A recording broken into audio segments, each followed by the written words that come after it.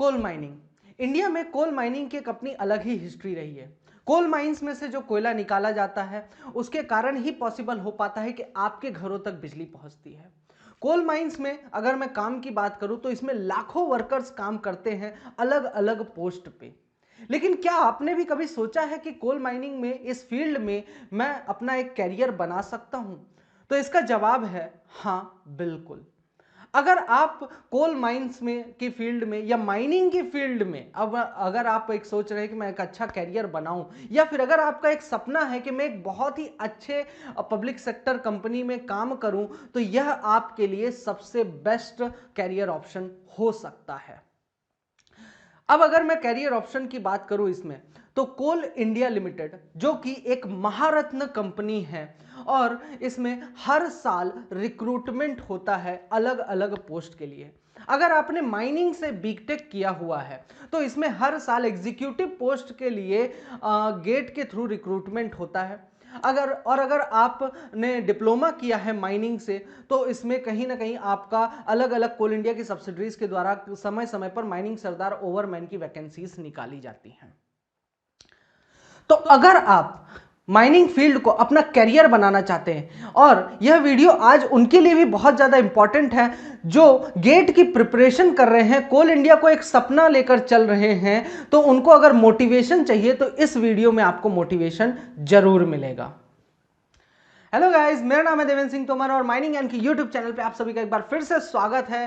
तो अभी तक मैंने जैसा कि बताया कि आज का ये वीडियो आपके लिए बहुत ज़्यादा इंपॉर्टेंट होने जा रहा है, और उन लोगों के लिए तो बहुत ज़्यादा इंपॉर्टेंट है जो कि गेट एग्जामिनेशन की प्रिपरेशन कर रहे हैं और कोल इंडिया लिमिटेड को अपना टारगेट बना के चल रहे हैं, और जल्दी एग्जाम भी होने वाले हैं। तो ये कहीं ना कहीं ये वीडियो आपके लिए एक मोटिवेशन का काम करेगा, है ना, जिससे कि आपका और ज़्यादा पढ़ाई में मन लगने लगेगा। तो आज के इस वीडियो में हम डिस्कस करने जा रहे हैं कोल इंडिया लिमिटेड की सैलरी के बारे में, जहां पर मैं आपको सैलरी स्लिप दिखाऊंगा कोल इंडिया लिमिटेड की कि क्या क्या सैलरी दी जाती है, कितनी सैलरी होती है, ये सब चीजें हम देखेंगे। तो चलिए देखते हैं।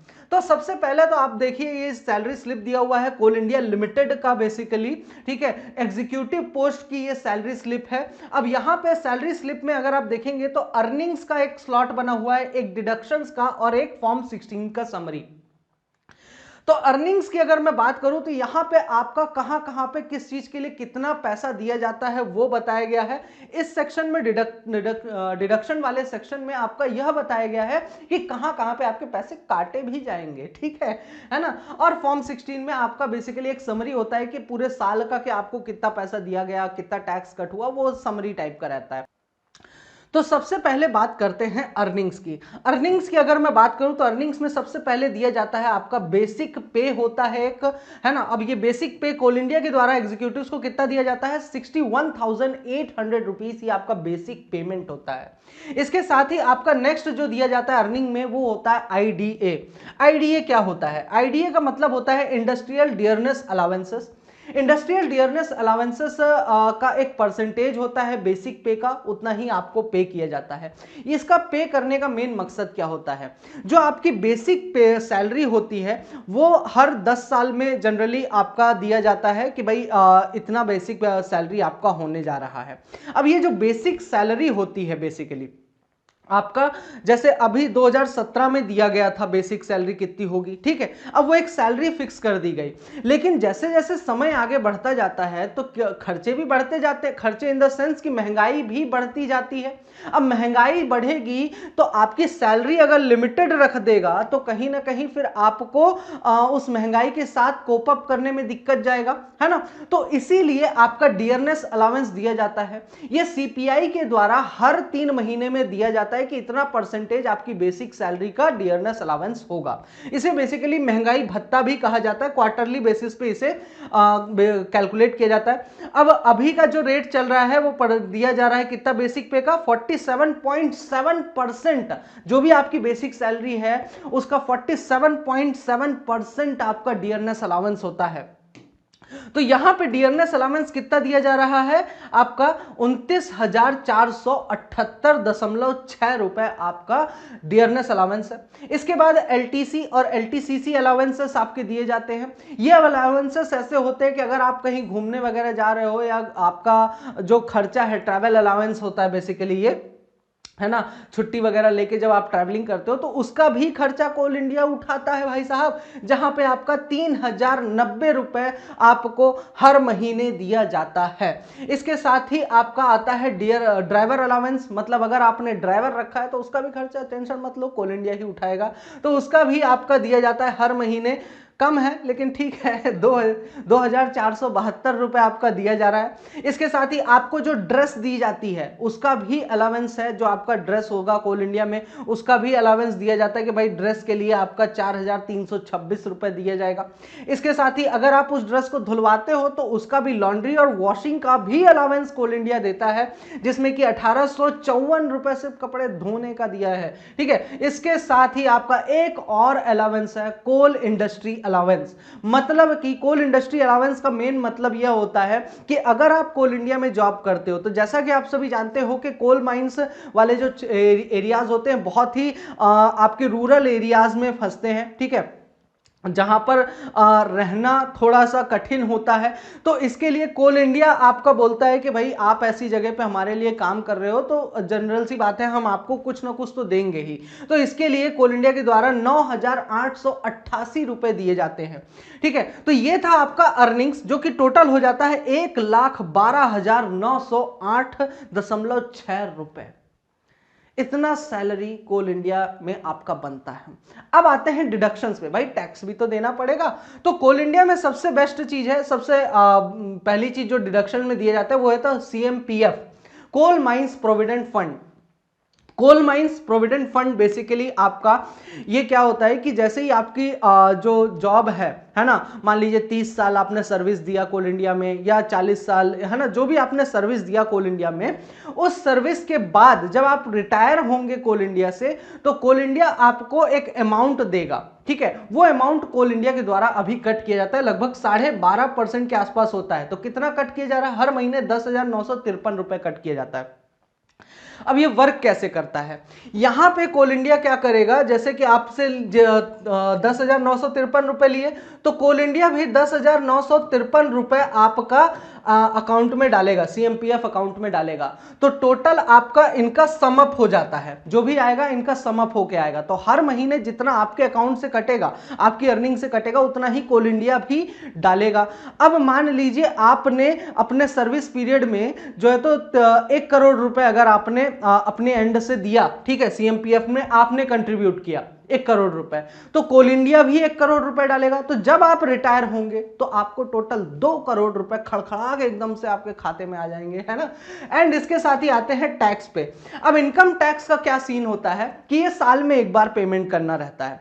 अब कोल इंडिया यहां पर भी आपको एक सुविधा देता है। क्या सुविधा देता है कि देखो, पेमेंट तो आपको साल में एक बार करना है, मार्च में आपको पेमेंट होता है इनकम टैक्स का। अब अगर मैं आपसे बोल दूं एक कि भाई साहब 1 लाख रुपए या 10 जो भी आपका है 1 लाख 1.5 लाख रुपए वो आप टैक्स पेमेंट करिए, आपने इतनी सैलरी कमाई है, वो आपके लिए एक बर्डन हो जाएगा। तो कोल इंडिया लिमिटेड में सबसे बेहतरीन फायदा क्या है कि आपका यहां पर उसके द्वारा टैक्स कट किया जाता है। वो मतलब एक कैलकुलेशन बैठा लेता है लमसम कि भाई इतना टैक्स अगर हम हर महीने इस बंदे से लेंगे तो एट द एंड जब मैं एक अमाउंट निकालूंगा इसका कि इतना टैक्स भरना है इनके पेमेंट का, तो उस समय इनके ऊपर ज्यादा बर्डन नहीं आएगा, क्योंकि हम ऑलरेडी कुछ कुछ अमाउंट हर महीने ले रहे हैं। तो 8,817 रुपए हर महीने आपका इनकम टैक्स में जाता है अभी हाल फिलहाल में। ठीक है, इसके साथ आता है management trainee bond. Management trainee bond क्या होता है, जैसा कि आप सभी जानते होंगे कि किसी भी कंपनी में जब आप ज्वाइन करते हैं तो उस कंपनी में आपका एक बॉन्ड साइन होता है कि भाई 3 साल तक आपको यहां सर्विस देना है। अगर आप सर्विस नहीं देते हो तो 3 लाख रुपए आपको, या फिर बोल देता है भाई इतने साल तक सर्विस दीजिए, नहीं देते हो तो आपको 3 लाख रुपए भरना पड़ेगा। ठीक है, उसके पहले अगर आप कंपनी को छोड़ के जाते हो। तो यहां पे कोल इंडिया क्या करता है, यहां पे भी आपकी मदद ही करता है कि भाई 3 लाख रुपए का बर्डन एक साथ कैसे झेलोगे, अगर कहीं अच्छा मौका मिला तो इसमें आपका ये हर महीने 5,000 रुपए कट करता है। ठीक है, जब तक कि आपका 3 लाख नहीं हो जाएगा तब तक हर साल 5,000 रुपए कट किया जाएगा। मान लीजिए इन केस ऐसा हुआ कि 1 साल का आपने 5,000 कट कराए, टोटल आपका 12×5 = 60,000 रुपए हुआ, ठीक है। अब ये 60,000 रुपए अब 1 साल के बाद आप छोड़ना चाह रहे हो तो 60,000 रुपए माइनस हो जाएगा, 2,40,000 आपको देना रहेगा।